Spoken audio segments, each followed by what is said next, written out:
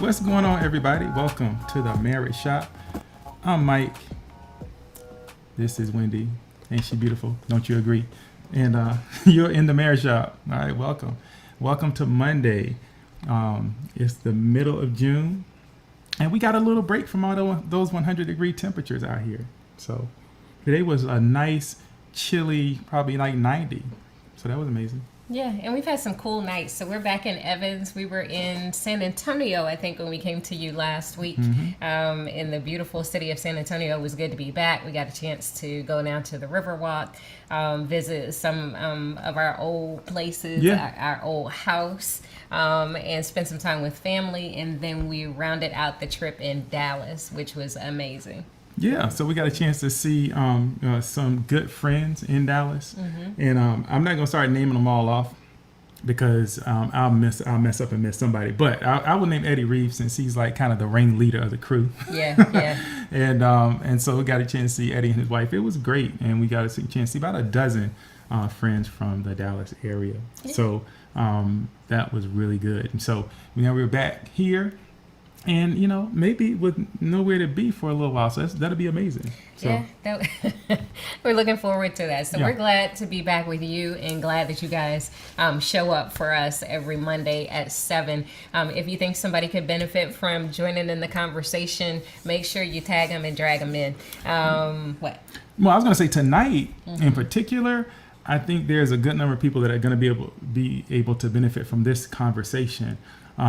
Because I think some people have, they've maybe had some questions, or maybe they've had that inkling, or maybe they've had that, that suggestion from their spouse. Mm-hmm. And so I think tonight is a really important one. So if you know somebody, look at the title, y'all. If you know somebody you think needs some help, get them, tag them, bring them on in. That's it. We can do the intro. I wanted to get that in there. Yeah. So that's good. Let me turn this down. So last week we started talking about hope. Hope in marriage, hope for marriage. We were coming fresh off of the Weekend to Remember in Sugar Land, Texas, and we had just an amazing, blessed time with 2 other couples. And every time we do that, it's just, we're overwhelmed by what God can do. Yeah. And so part of that weekend is an opportunity to ask questions, and we always get some really great questions. And this question actually came up. You remember that? And so you said no? Yep. Oh, yeah. So this question actually came up. So we'll get to that in just a second. But we're coming fresh off of a Father's Day weekend and Juneteenth yesterday. So we don't want to miss an opportunity to shout out the fathers and shout out everybody that is celebrating Juneteenth. We got to watch a little bit of CNN's coverage of a Juneteenth global celebration last night. That was interesting. It had its highs and its lows. I'll say that. But happy Father's Day to all the fathers out there. And if you tried to get a reservation yesterday or eat out or whatever, you've seen there's been a shift. I don't know what COVID did, but there's been kind of a shift. Before, back in the day, not that long ago, if you wanted a reservation on Father's Day, you could be sitting wherever, sitting in church or whatever, like boom, go ahead and book that thing for an hour from now on Father's Day. Not yesterday. A lot of places were booked out, packed out. So that's good. It means that you all are looking out for those fathers, and I think that is just amazing. Yeah. Keep it up, people. Yeah. I mean, you fathers out there are stepping up in a major way. And I love that I saw a lot of posts that said fathers, dads who are filling in the gap, stepdads, mentors. If you've been mentoring children that are your own or not your own, then happy Father's Day to you as well. In some way, you may be fathering and you may not even know it. It doesn't mean that they have to be your own kids. So, so it's good. It was a good weekend. Did you have a good Father's Day? I had a good Father's Day. Both the kids were home. And in fact, but Sydney almost got, she almost got like, hi, because we rolled up to the movie theater and closing the door. Morgan's getting out. Wendy's already out of the car. Morgan's on her way out. And I see my door open on the other side and the windows are tinted. So I just saw the door open and a silhouette moving into the vehicle. And so I immediately went into, I'm about to kill somebody mode. And then I saw braids. I'm like, wait a minute, maybe I should calm down. And it was Sydney. So yeah, there's that. Yeah. I think we started this Father's Day tradition, although we haven't called it that, but we started years ago. You remember we went to see Nacho Libre on Father's Day. Oh, we sure did. Yeah. We're going to see some classics on Father's Day. Seeing movies is kind of one of my things. You know what I mean? So I enjoyed that. We actually went and saw Lightyear. Yeah. Like, it's animated, so don't judge me. Hey, but Lightyear's my guy. So. Buzz Lightyear, that is. So that was good. Yeah, and Jurassic Park. Later on after that. Yeah. So, what's going on, Gerald Wilson? Yeah. And so that was good. And so I thought we might go see a third one, but I don't think I could have. I probably would have gone to sleep in the third one. You kind of went to sleep in the second one. Well, I did, but it was kind of a slow starter. So what can I tell you? I mean, so yeah, that's what happens when you get to be my age. You've been a father as long as I have. You earn the right to doze off pretty much wherever you want to.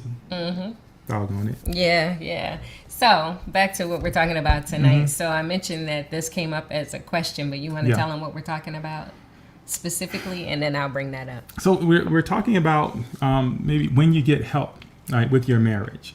Right, I'm talking about counseling. I'm talking about maybe marital therapy or something like that. So we're talking. The question really is like, when do you seek help, or when do you go see somebody? And so we're going to be talking about that tonight. Okay. Yeah. So one of the questions that was posed to our panel was, what if one of you wants to go to counseling but the other one doesn't want to go to counseling? What do you do in that situation? And I thought that Sharita had a really good response to that, and so I think we'll probably get to talk about that a little bit tonight too. So I'll share her response to that, and we can share a little bit around that as well. But I think if you're a married couple and you've been married for any amount of time, you may have had this question come up in your own marriage. Do we need counseling is usually how it starts, right? Maybe there's an issue, maybe something happens, and you're questioning whether or not it requires some other kind of intervention or something outside of yourselves. Yeah. Do we need counseling? Should we get counseling? And where would we get counseling? So what we'll chat a little bit about tonight is just that. When do you go and seek some third party, right? Because this is what we're talking about. Somebody that's outside of you too. When do you seek that out? We're going to talk a little bit too about what causes people to push back and maybe not seek out help. Because I think there's some biggies there that we got to talk about. And then we'll talk about, if you're going to search, how do you initiate that search? And then what types of things should you be considering? All right. So we'll talk about all that. So if you know somebody, like we said at the top, who you think might need some help, or it's clear they do, or they're looking for it, go ahead and bring them on in, share this. Okay. Yeah, that was my share this. And then boom, I was pitching that thing. All right. So, the first time that I think that a lot of people think about counseling is premarital counseling. I think in terms of when do you seek counseling? What type of counseling do you get? When you think about marriage counseling, often premarital counseling comes up. And that's because for those who are believers, often it's a requirement to get married. Some churches, anyway, require that you go through some type of premarital counseling, Christian counseling, before you actually get married, or before the officiating person will marry you. True. And so people often find their way into counseling because it's a requirement. Yeah. And that's before you get married. It's not a bad idea. You've done some premarital counseling. We had you mean as in provided the counseling? Yeah, provided the counseling. Because Yeah, you've provided the counseling. It's not like you're trying to say I was getting some No. You have provided some premarital counseling. We went through premarital counseling years ago before we got married. So 25 years ago. We went through premarital counseling with your uncle who married us. And it was an interesting experience. It was an interesting experience. That's probably the best way I could say it.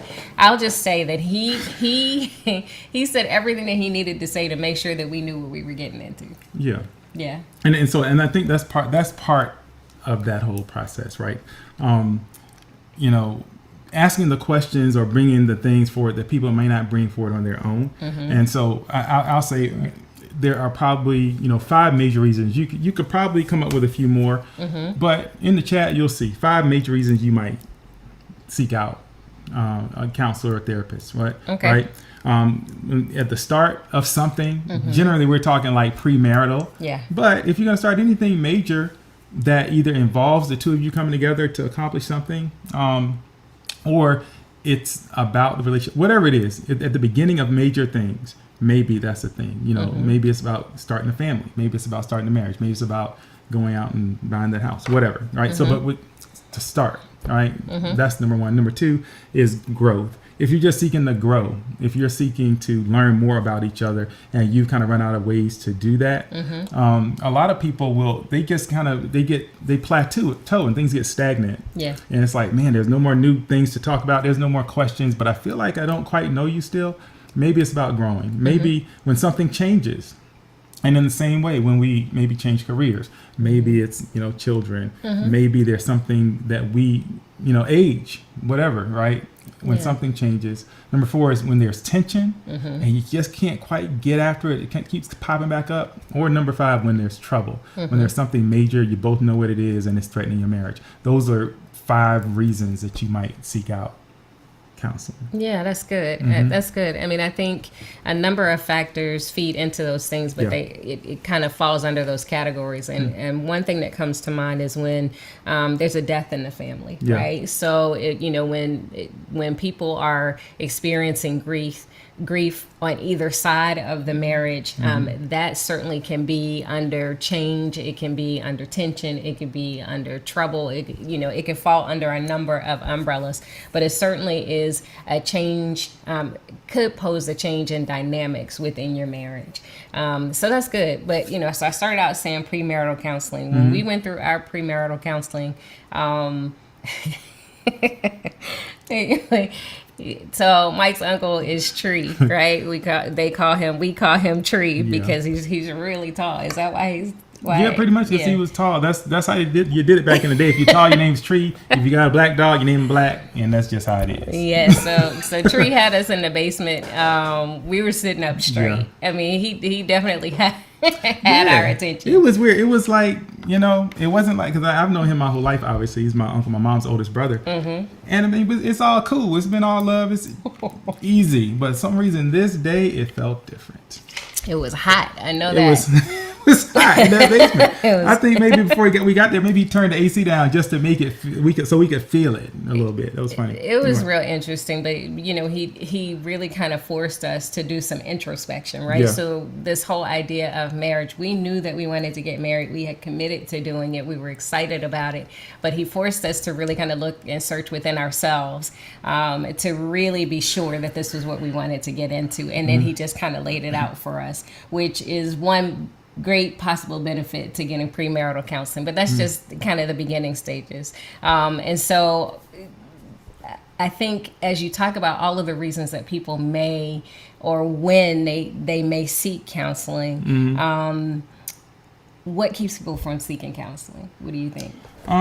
There's several things. I think you can bundle them all, I'd say most of them, into like 3 areas: privacy, pride, and pressure. Right? A lot of people, one of the number one reasons people don't seek any help is because it's, hey, I don't want anybody in my business. I don't want to tell anybody what's going on with us, because sometimes it can feel very isolating. Yeah. It can feel very, I don't know. It feels like there's something wrong. Like, we got into this thing and it's supposed to be going great and it's not. There's something wrong here. Something wrong with you. There's something wrong with me. There's something wrong with us. Yeah. Right. And so I guess, and so they don't want to reveal any of those things, or they want to put on this face like that everything's good. Like it is. We've been talking about marriage and how great it was and how in love we are, and they want to show that at all times. And so it feels like almost like you're losing if you go seek help. So they want to maintain privacy, which kind of spills over into that second thing, the pride, right? The pride that says, listen, I got it. I don't need any help. Like, and a lot of people often say, I know what they're going to say. And it's like, we can have those same conversations without somebody in our business, without somebody, sitting there. We don't need somebody to sit there. Right. And so a lot of times it is this idea that there's nothing new that anybody's going to bring to the table. So why? I mean, I got this, right? But the problem is a lot of times you're kind of in trouble and you don't, right? Which, and then there's this third thing, the pressure, right? A lot of times one spouse wants to do it, the other one doesn't. And so it's like, it becomes a battle about who's going to win that. And it's like, I want to go. No, I don't want to go. I think we need to go. I don't think we need it. And so now there's this battle. But here's the thing. But you can't force people into this process, though, because we've seen situations where people come, they're under duress, and they feel like they got forced into it. And it's just a really hard thing. There has to be mutual agreement. But if you're the one who says, hey, you know what? We don't need all that. All we need to do is X, Y, and Z. The question is, why are you still struggling?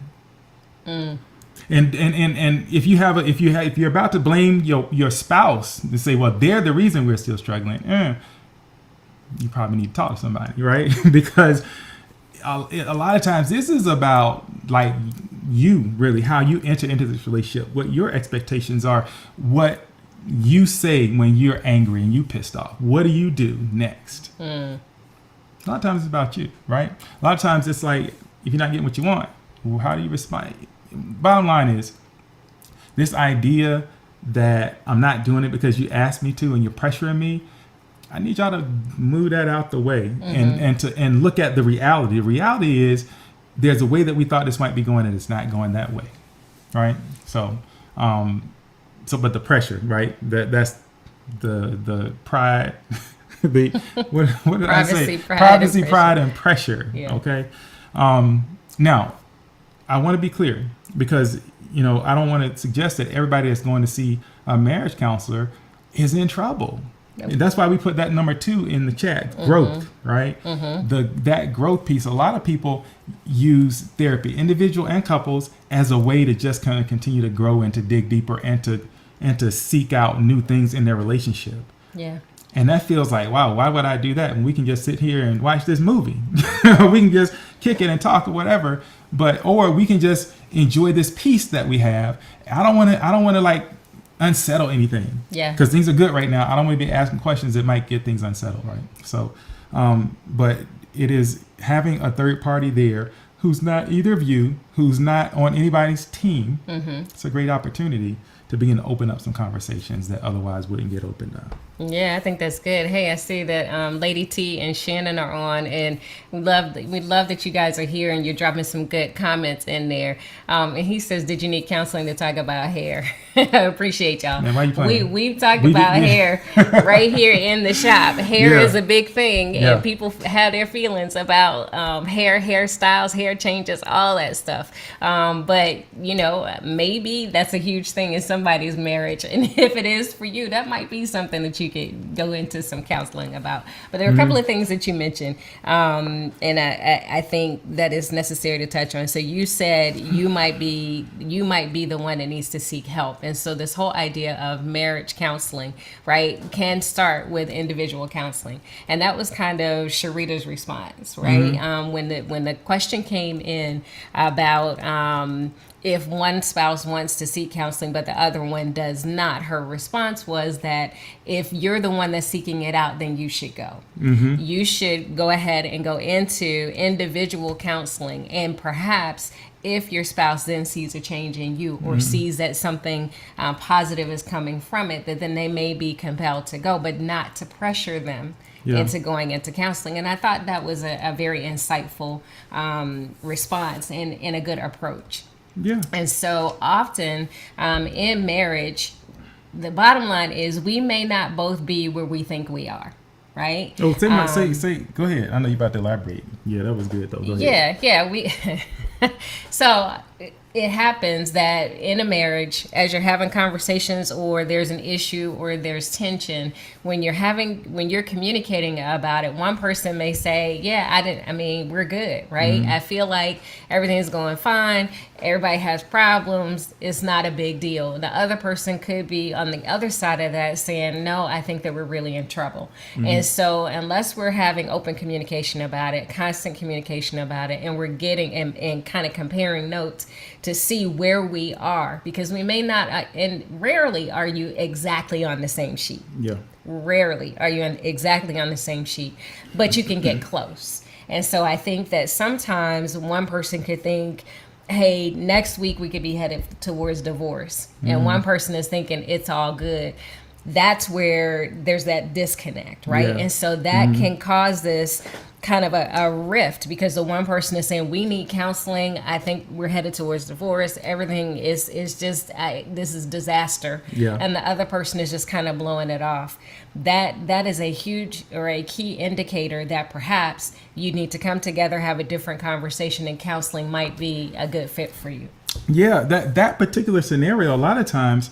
And I know for some of y'all, this makes no sense, right? It's like, I'm telling you we're good, right? But you're telling me, hey, the sky's falling. And so what will often happen is the person who believes that everything's all good will dismiss the idea that the sky's falling, and it feels like abandonment.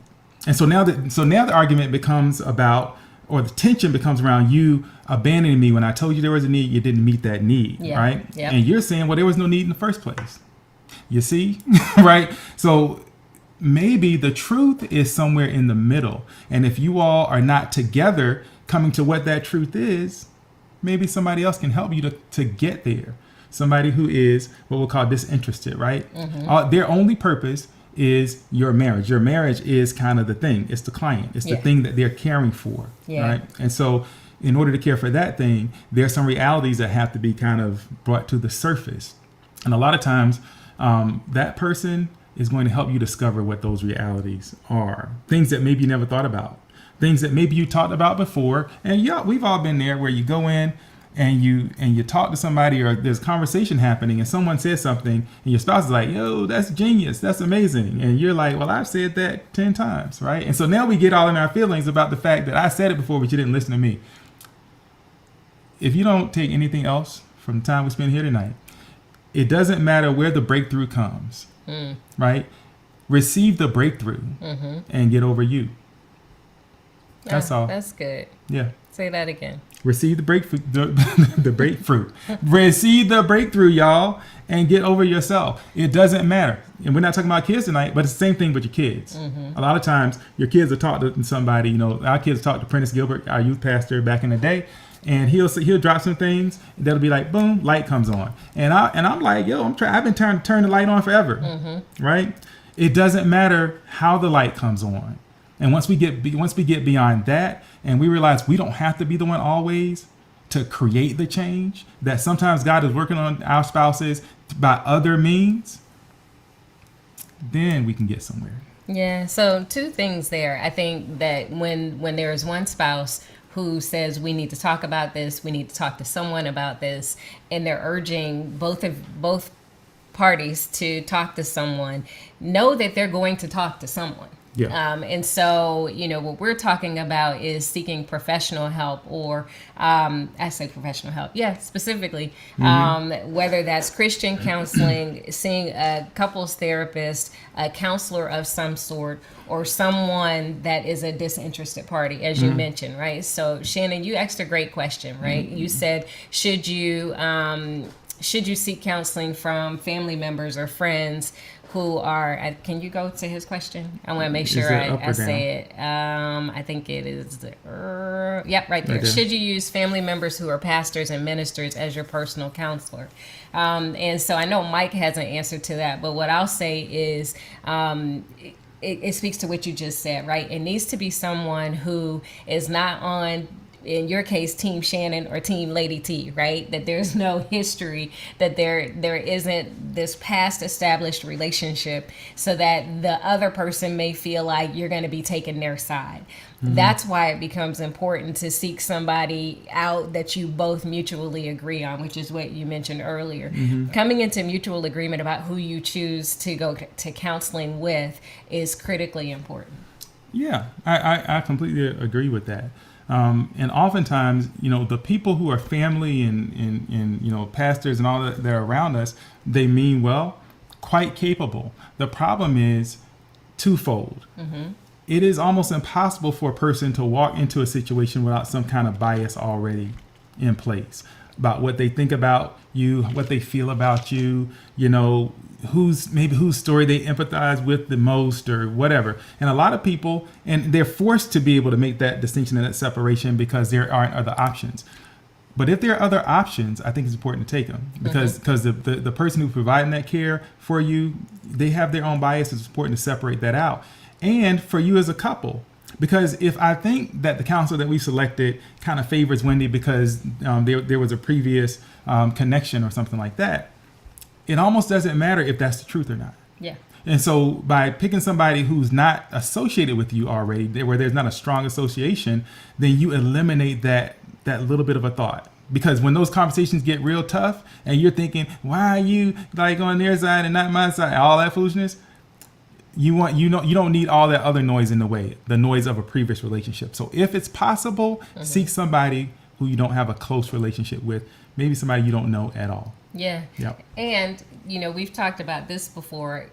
Having that person be for your marriage, right? So Yeah. if you're seeking out godly counsel or Christian counseling, knowing that they are looking at your marriage as the client or the focus, not either of you specifically, right? So not each of you separately and what your role is per se in that relationship, but the relationship itself is the focus and the goal of marriage counseling, right? And so does that mean that you're not focusing on each of you within the counseling? No, it doesn't mean that, but it's not designed for you to come in and for the first few weeks we focus on you and all the things that you're contributing, and in the next few weeks we're going to focus on you, and then we'll get to your marriage. That's not generally how that happens. Yeah, and that gets into finding a good fit, and we'll talk about that here in a minute. But that brings to mind one thought, and that is this whole idea of getting. A lot of people will seek out therapy because they know they're right.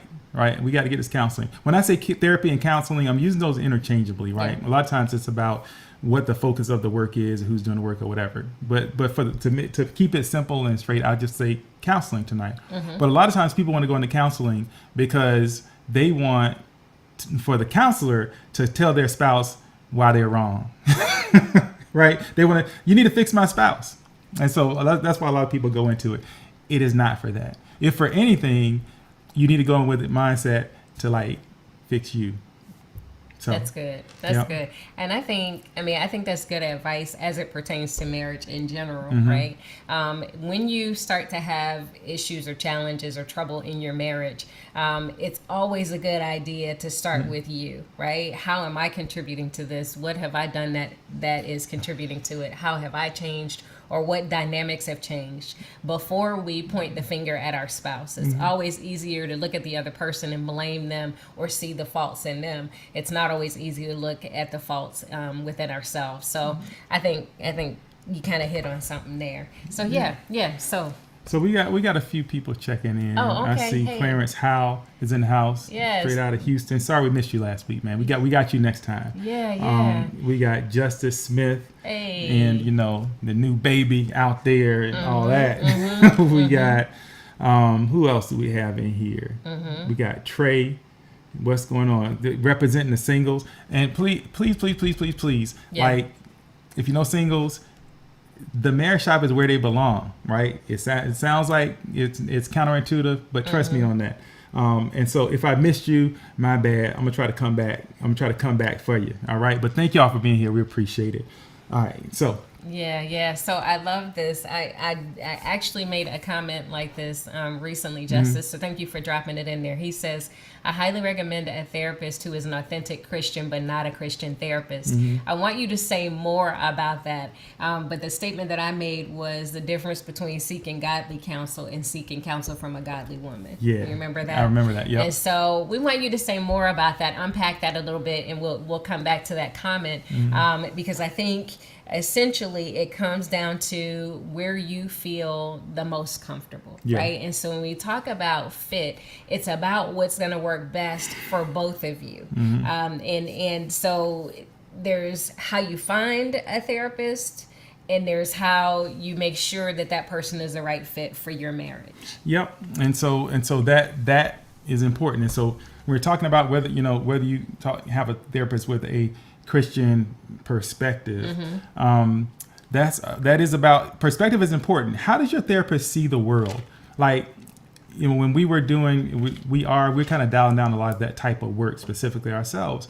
But people need to know my job is to help you as you try to heal your marriage. My client is the marriage. And so at the moment you say, boom, divorce is final and we're done, I guess we're done, right? Because my job is not to help you get a divorce. There are people that can help you do that. And so you need to understand where your therapist is coming from, right? Because that will then inform how they approach things. If you want a therapist who is a Christian, right, then you can ask those questions. And now a lot of times as you're searching, you'll see that information readily available. And for us, the Christian thing becomes very important because there are some things that a Christian marriage requires. Right. And so that they become the foundation of the very structure of the marriage. And so if that foundation isn't there, what I found over time is that those couples struggle a lot more to find footing in what they believe, why they believe it, and what's compelling them to do the hard things to help to heal this relationship. And so the perspective of your counselor, like really, really important, like where they're coming from. Demographically, a lot of people will a lot of black folks will try to seek out black counselors, or should I say, people will try to find a counselor that's culturally similar to them, demographically similar. Now, I've gotten into some arguments about this. I want you to tell me, does it matter? Does your counselor need to look like you? If you have an opinion on that, throw it in the chat. I'm curious as to what your opinion is on that. Does your counselor need to look like you in order for you to have an effective interaction, and in order for you to get the help that you need and see the change that you want to see? Do they need to look like you? Because that is it's a really critically important question. I'm gonna let that marinate for a second. I'm gonna come back to it. Okay. Yeah. And you mentioned it, mutual agreement. And before you meet somebody, all you got is the agreement between you and your spouse. Yes. Is this the right person, right? For us? And what are you're gonna get together and you're gonna meet this person, and there's gonna be some level of chemistry that you either have or you don't have. There's going to be some level of comfort and peace, safety that you should have, right? And so it's important after you meet somebody for the first time to get together and talk about, hey, what did you think? What did you see? How did you feel? Yeah. Because both of you have to go into that thing like really comfortable, feeling very safe, because you're about to open up, right? Yeah. And tell someone who you barely know or don't know at all your business, right? And you're going to have to go some places that are very challenging. So you have to be in a place where you feel good about the person that you're talking to, all right? And so I'm seeing Shannon Canning. He's like, when is Marriage Shop going on Zoom? Man, I don't know. You answer question, Shannon. Does it matter? Okay, so Clarence House says he preferred somebody who's demographically similar. Tara Canning says send who you see fit. Yeah. All right.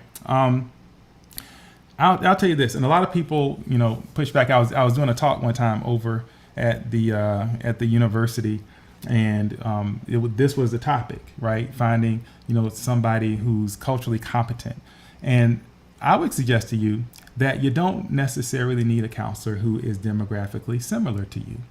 Now, what that really is about the comfort level of the patient, of the client, of the person who's going in to seek the help, because people are more likely, the data show, to feel comfortable just opening up to somebody who they believe, right, is a closer fit. Now, the trick is that person, just because, like, if I go in, if I'm black, I have a black counselor, that person might not necessarily, like, they know some things about what it is to be black. Yeah. True. Right? But it might not necessarily be the best fit for what I need. Right? And hopefully that counselor that you're seeing doesn't make the assumption that because they see what you look like, that they know you, right? Because the work of a counselor is to do the work of understanding who you are. Yeah. And so I've worked with a lot of, in my role as a residency director, dozens of therapists, right? And there are many therapists who are exceptional. They don't look like you, but they could really help you to change your life. And so oftentimes I would bridge the gap, because people would come to see me because you just don't see that many black male therapists. You just don't, right? And so that would break down some barriers for people, but I'm one person, right? And so I would, people I've trained, people I've worked with, whatever, that I know, that I trust, that I know can get the job done, it creates the opportunity to build a bridge so they can continue to get what they need even after I'm gone, or even after I'm at capacity. So I say all that to say you don't necessarily, in order to have an effective outcome, need to have somebody who knows what it is to be you, because you're going to tell them what it is to be you. Yeah. And a great therapist is going to take all that in and put that into the formulation. Yeah. Yep. And when you're seeking out a therapist and you're trying to find a good fit, it's a good fit for both of you, right? And so what are we talking about with that? You should have a free consultation, or a consultation. I say free, should be free, but an opportunity for you both to meet with the person to see and feel their vibe, right? There's this chemistry that you need to be able to see if it exists. Is this someone that you both feel comfortable with? Do you feel comfortable with them individually? Do you feel comfortable with them together? Do you believe that they are willing to become a student? Do you believe that they are in a position to learn and understand and that they can help you? Those are all types of questions. In fact, it's probably a good idea to come up with all your questions before you go for that consultation, right? So that then you're prepared to really kind of get to the meat of what they would be able to provide for your marriage through therapy. I think that's really important, because if you may have your own questions when you get there. It is just like going to any doctor's office or anywhere where you're going to be evaluated. You get there and it's just like, I knew there was something I wanted to ask and I forgot. And then as soon as you leave, you remember. So make a list of those questions before you go to see them, so that you are prepared to be able to ask the questions that are really meaningful to you to find that best fit. And so, Justice, I see that you dropped a whole lot in that chat. I'm gonna take that out. I'm gonna put it in my next article, because there's some good stuff in there. But it's really good. It's really good. So thank you for dropping that in there and really kind of helping us distinguish and dissect what you meant by that in terms of someone, a counselor who is a Christian and not a Christian counselor. So thank you for that. And if I can just speak on some of the things that Justice Smith, y'all please read that chat. I'm not going to read it in its entirety, but what it's getting at is, when you get into a situation where people are kind of throwing platitudes at you and talking scripture and things like that, it's fine to talk scripture, right? But and this is more personal in approach, but I will often ask somebody, what is it that you believe? What does it mean to love your wife like Christ loved the church? You said that's what you're trying to do, right? What does it mean to you, right? And so let's talk about what it means in the Word and how it parallels to your actual behavior, and how are you hitting the mark, where are you missing the mark? Because oftentimes when we get into that conversation, that's when it gets very difficult, because the level of sacrifice required to do that often doesn't bear out in the behavior, right? And so part of the job is to highlight what you say and what you do, and not just, and so, you pray, as Justice alluded to, you pray about it, but you do something, right? You try to align yourself up with the things that that you're being charged to do, and the things that are going to help to heal your marriage. So, I think that's good. We've had couples tell us that they prefer Christian counselors, that they are fine with having scripture introduced into therapy sessions, and that they are fine praying, and we've had the opposite. And so it's good to clarify that up front.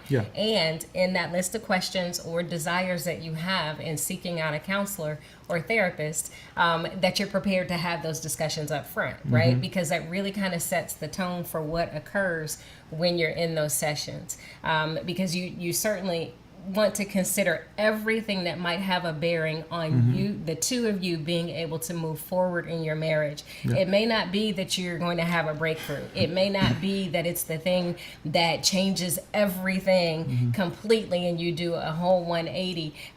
But if you're able to move forward together, that might need to be the goal. So you need to be clear and communicate on what the goal of therapy is before you seek it out. And you mentioned it's not just about, can you fix my spouse? Can you fix him? Can you fix her? Because I'm not the issue. Being very specific about what your expectations are, even in this, is critically important.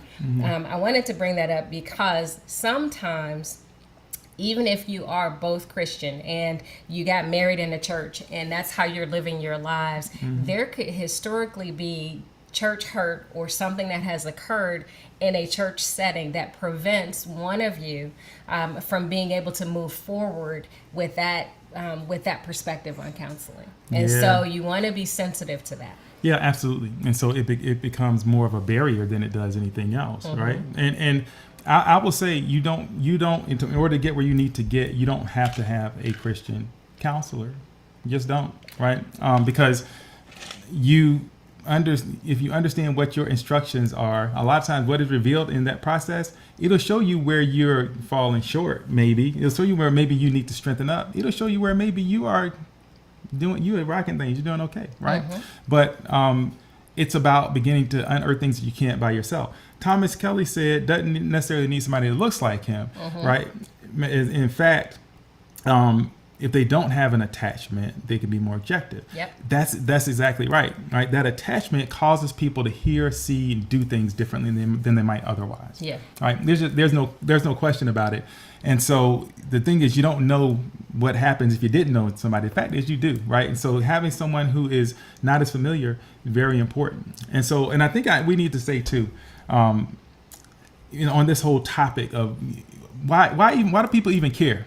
Right, about getting somebody that looks like you, right? Well, because there's a lot of misunderstanding. There's a lot of bias working before you ever walk into the room, and some people feel like they are ostracized. They're put in a box. There may be assumptions made about them based on what they look like, etc. Because that's how it kind of has been, right? Yeah. So it's not uncommon.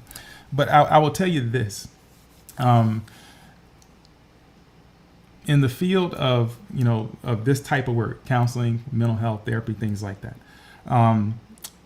there is the process. It is quite rigorous, and I'm not saying that you can take the rigor and you iron all the bias out of people. What I'm telling you is you probably more times than not will find somebody who it can objectively understand who you are and give you the help you need. Now, at the moment you smell something that gets you kind of like, that kind of gets your eyebrow up and gets you kind of thinking, what did you say? What do you mean? It's time to ask that question. What do you mean? What did you say? Right? Because you will very quickly begin to see if there's something working there that's working against you. Then you have a choice. You can say, okay, you know what, this is not working. All right. But it's important to be able to just talk about what's happening in that room and not let anything go unspoken, even to the person that's providing the therapy or the counseling for you. Yeah, I think that's good. And so you're talking about people, and thank you for your comments, Clay, or is it Clay? Did you say his name was something else? Clarence, yeah. Clarence, yeah. Okay. He said more specifically what I meant by look like me as a person of color.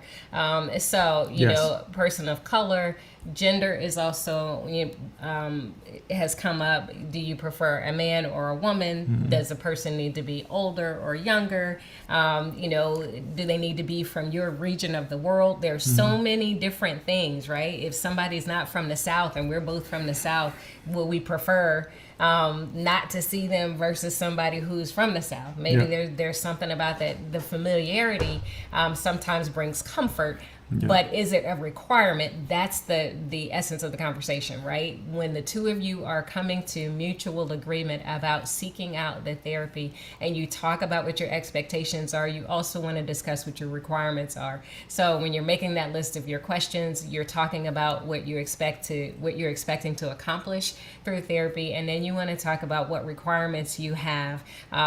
Maybe if each of you wrote those things down, then when you come together, it makes for an easier conversation and a more clear conversation. Yep. All right. So Tawanda Kelly says, I need someone who looks the same. Shared culture, gender, experiences make it easier for me to open up. That's good. Yeah, that's good. And that's exactly, as we enter into this point, exactly what I mean. You got to really understand what it's about, right? And oftentimes what that is about is the ability of the person walking in the door seeking the help to be able to open up, right? And so if that's what you need, then you got to be honest with yourself about what you need. Yeah. And so versus kind of riding too far down the road and being like, I'm still feeling kind of tight here, right? Yeah. So absolutely, right? So, but and now the whole point is, there are a lot of people who can help you. Yeah. A lot of people. Yeah. So, and if you happen to be the spouse who says, I don't think we need it, but I'll go along, you still want to take the time to come up with your expectations and requirements, because you don't want it to be that you got dragged along and then you realize that you're not comfortable in that setting, or you don't like the person, or whatever it is. Because as you would comment on those things or say that you're not comfortable in those things, then the other person may see it as a way that you're trying to get out. Not necessarily that those were things that you came to it with. So it's important. We don't want anybody being dragged anywhere. You don't want to be dragged to the altar. You don't want to be dragged to therapy. You don't want to be drugged anywhere. Mutual agreement is so important. Yeah. And so I think it's important, and Lady T says that she also prefer a Christian couple, male and female. Yeah. So we talked about male, and we talked about maybe female. We talked about maybe, culturally, what ethnically, who you might see. Yeah. Is it a couple, right? So we do couples work together. It hadn't always been that way, but what I found is for us there's a lot more perspective working in the room. Yeah. Right? There are things that Wendy might see or pick up on or share, that I obviously never would have shared on my own. And it just enhances the process. And I think for us, in the results that we've seen, has accelerated the process in many cases. Yeah. And I don't know that that's completely unique. I know that it is not it's not the norm. Yeah. And so, but there are several couples that do counseling and therapy together. Yeah. That you could find, and hopefully within your network or within your region of the world. But yeah, there's It is challenging, but it's also good because we see different dynamics. Yeah. When we're doing it together. I'll say that. We do. Yeah. We do. And frankly, people respond to us differently. Yeah. It kind of depends, right? So, but it provides some cool opportunities. But I think you'll see couples that do work together. Most people you see will do individual work, and they're fully capable, right? Yeah. So, how do you find somebody? I think we need let's talk about that for a second, because I think that it's important. A lot of people don't know where to begin the search, and so a lot of times I'll get calls for people looking for therapists, and depending on the city, I may have some recommendations. Yeah. And so, but if you're out there on your own, how do you do it? First of all, word of mouth. If you know somebody, right, a couple that in this case that's seen a counselor and they've had a good results, they have a good relationship with that person, what have you, that might be a great place to start. Also, if you have insurance coverage, a lot of times you can go to your insurance company's website and you can begin to filter what you're looking for, and you can find therapists, you can find people who do couples work, family work, individual work, and all kinds of specific types of work around depression, anxiety, trauma, eating disorders, you name it. Yeah. You can find it, right? And so if you have coverage, that's a way. You can just go, and I recommend that before you start any of this, like, pray that Absolutely. you find the person that's right for you as a couple, right? Pray. And then you go, ask somebody. Then, you might, look on the insurance website. Also, you can Google, frankly, right? Just by profession. Or you can go to Psychology Today and Google. And sometimes they'll have directories in there. And Wendy mentioned health grades, is that the one? So yeah, a lot of times you'll find therapists who've been around long enough and have a robust enough patient base where they'll have reviews in health grades. Yeah. So you take a look at that to get some ideas about who it is you're seeing. Yeah, I think that's good. And then just start calling.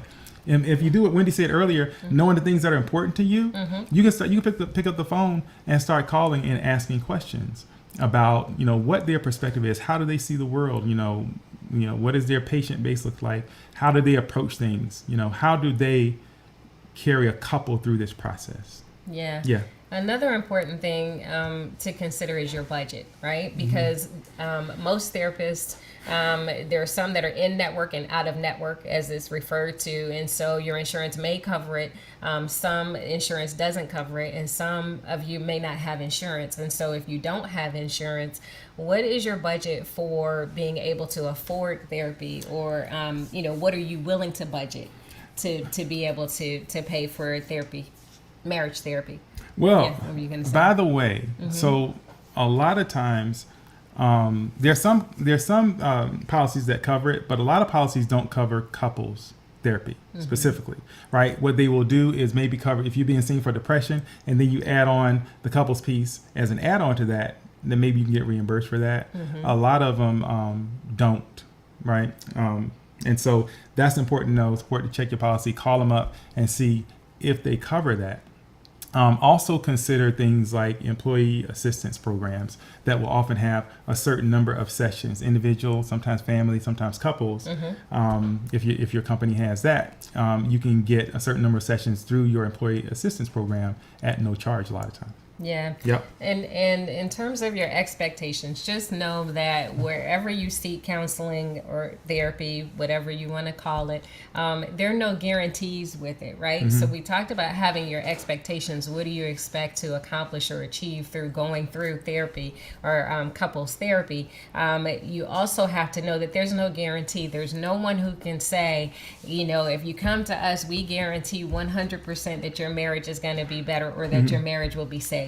But I can tell you that that divorce is easy, and divorce is I was gonna say it's not cheap, but it's easy. Divorce is hard, and so there's this whole idea of we don't need to try to fix anything. We're unfixable, so let's just decide to get divorced. That is an easy way out. And if that's the decision that you make, then you don't need to see a therapist to make that decision. But if you want to, and if you believe and you have hope that your marriage is worth saving and you are willing to do the work, then absolutely seek out a therapist. Yeah. I mean, you can have, believe it or not, and somebody watching this is going to be like, that's garbage. I'm telling you, you can have a marriage that surpasses what you thought you wanted when you wanted a perfect marriage, right? No marriage is perfect, right? We know that. But it can feel that way. Have you ever been like, man, you're the perfect person for me, right? This is the perfect car for me. This is right? When we use that language, it's never perfect, but there's something that just fits. You can have a marriage that just fits. It's just right. Here's a little secret, y'all, and maybe this will help some people. But a lot of times, when people have gone through the process of going to therapy, they've gone through the process of seeking out counsel, and they've done all this work. Oftentimes, the things that they shift and that they do during that process, they could have done at the beginning, right? However, at the beginning, there's oftentimes a lot you don't understand. There's a lot that you don't know about each other. There's a lot you don't know about yourself. And there's some things that you've not decided that you want to do intentionally. And so going through that process can help you to make those discoveries. It can help you to find new ways to do things. It can help you to own what you do. It can help you to forgive. And it can help you have a marriage that was more remarkable than you ever imagined. So, yeah, that's it. Yeah, I think that's good. So I think we've been talking about this a lot, but what we want to leave you with is this idea that there's hope, right? And that even when you feel like maybe it can't last, there's no way out, you don't know where to turn, or there's no hope for your marriage, there absolutely is hope, right? And I think you mentioned it, when you put God first and foremost in your marriage, then all things are possible. And so I think that, God first and foremost in your life, but also God first and foremost in your marriage, that is the key ingredient. We can talk about a lot of things, but at the end of the day, that's the primary thing. Yeah. So if you need that help, get somebody that can help you figure out how to do that. Like, what are the things, what does that look like in actual behavior and living that out? All right. So, that's what we pray for y'all. If you need some help trying to figure out how to find somebody, just DM us at the Marriage Shop, and we'll see if we can at least narrow you down into a zip code or something. Yeah. All right. So if you came in at the top or you didn't come in at the top, we talked about when to seek therapy or counseling. And that was when you're starting out, as you grow, when there's a change, if there's tension, or if you're in trouble. And hopefully you don't wait until you're in trouble, or it's dire. Ways it can seem hard, or things that prevent you, or barriers to seeking therapy or counseling, is the need or your desire to keep things private. Privacy pride and pressure is, I think, what you mentioned. And then I talked about writing down your questions, being clear on your expectations or what you hope to accomplish through therapy, and then your requirements.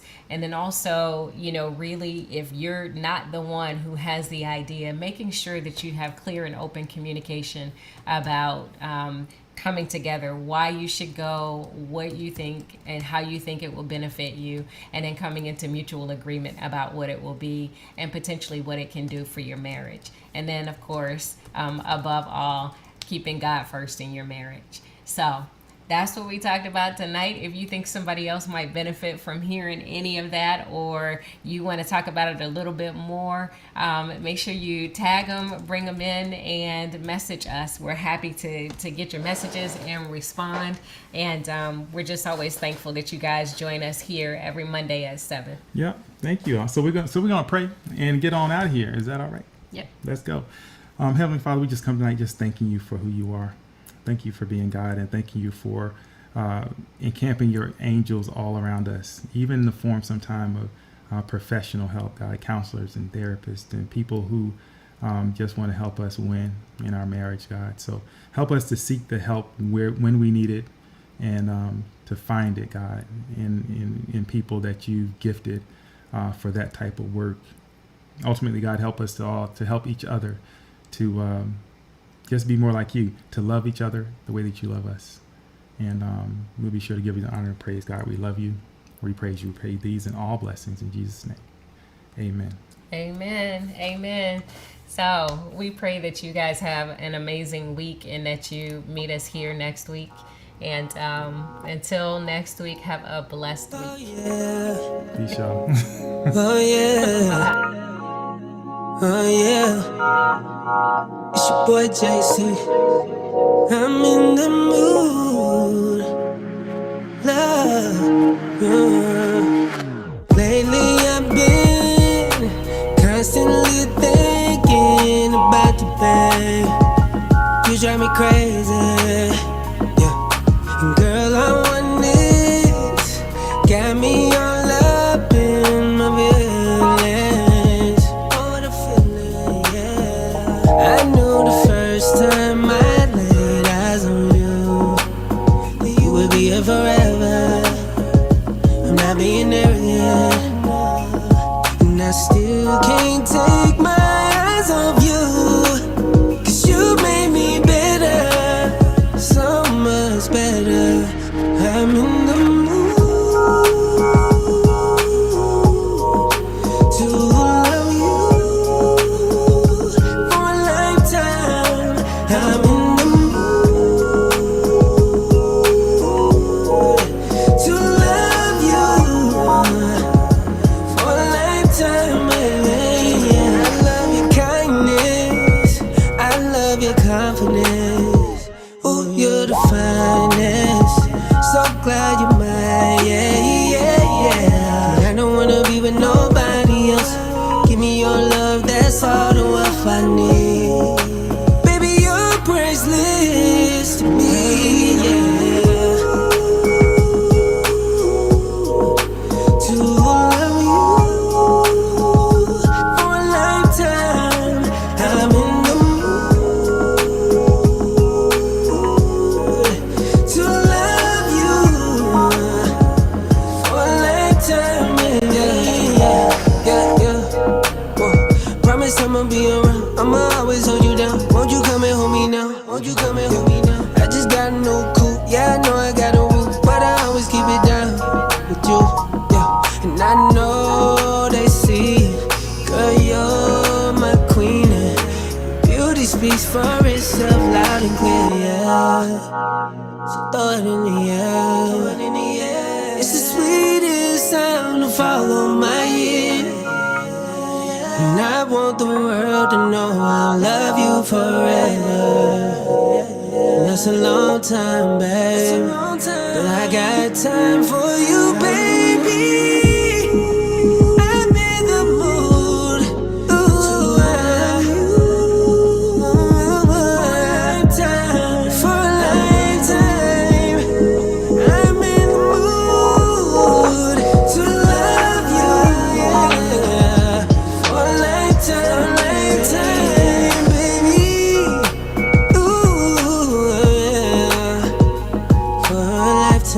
but for a lifetime.